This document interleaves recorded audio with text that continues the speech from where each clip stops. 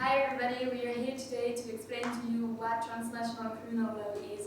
So I will explain to you the basis of it, and Kaito will present you a case. So first of all, to define what transnational criminal law is, we have first to define what transnational crimes are. So transnational crime is a term that is used when a case involves the implication of international and national elements that does not fit within the traditional division. Then the crimes are divided into two sections. It's the core crimes and the crimes of international concern. So the crimes of international concerns are like genocide and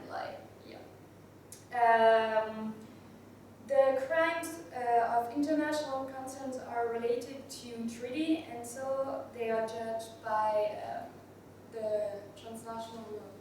So why do we need a transnational penal legal system? We do need it because if a crime is committed in one country but it's involving resources of another one, then for all the country to get retaliation, we need a court system that involves everything.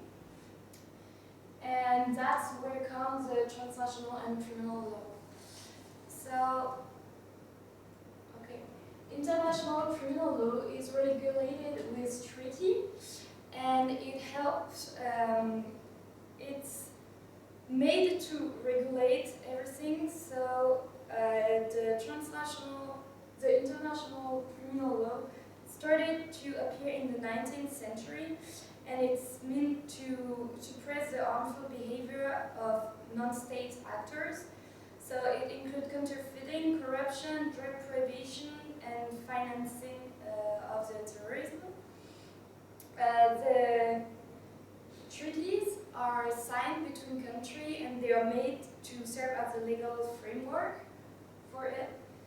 And we find also the suppression convention that are there to regulate within the treaties. So focusing on transnational criminal law, it's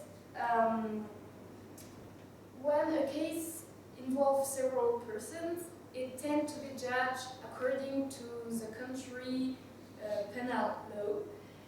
And so it has some strengths, because it helps to know how international law is used to suppress socially, economically, and morally undesirable inter- and intrastate conducts. It's really powerful because of the globalization. There is more and more transnational crimes, and so all the countries are involved in regulating it. And there is over than 200 treaties that are related to the transnational criminal law. And then it allows fair judgment because it's involving all the parties that are concerned in the judgment.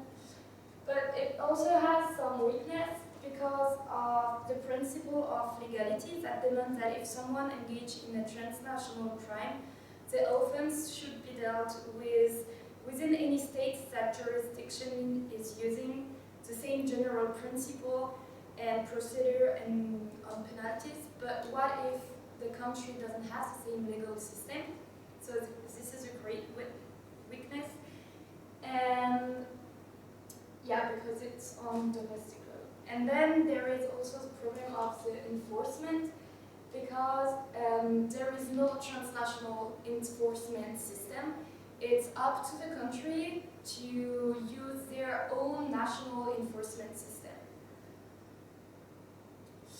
Then there is a problem also of the legitimacy, because the judgment needs to be legitimate, to be recognized by everybody. And the problem there is the penal overreach that tends to happen when transnational crime happen, when a big country wants to involve itself in a case when it's really not relevant for them to go in this case, but they want to make the overall penal system look like their own.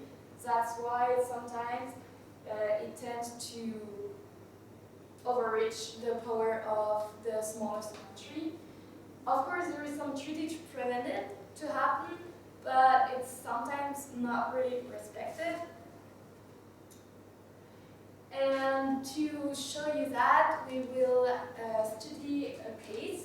So it's a case that is named Kilwell versus Royal Dutch Petroleum and Co.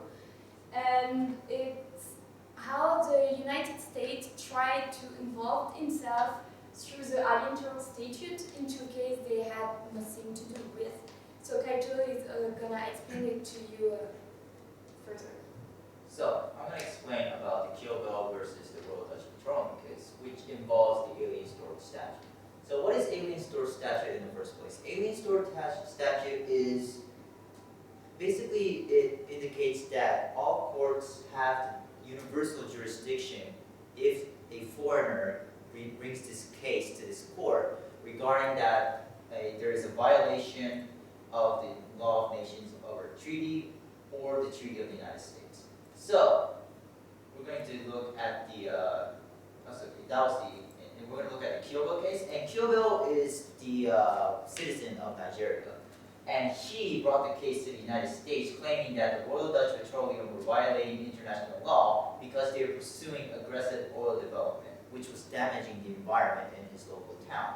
So, based on the assumption that this case can be determined by universal jurisdiction, he brought the case to the United States court. But, contrary to his assumption, the judges saw no basis to authorize the United States court to exercise universal jurisdiction, which was somewhat surprising because there were other cases besides the Kilwell case which the court of the United States decided that they had universal jurisdiction. Interestingly, the judge in this Kilwell case viewed that Alien Tort Statute to only allow jurisdiction when there was only a distinct American interest involved in the case.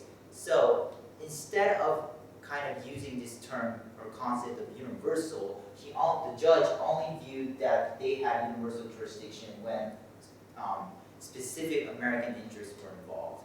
So that was a very unique and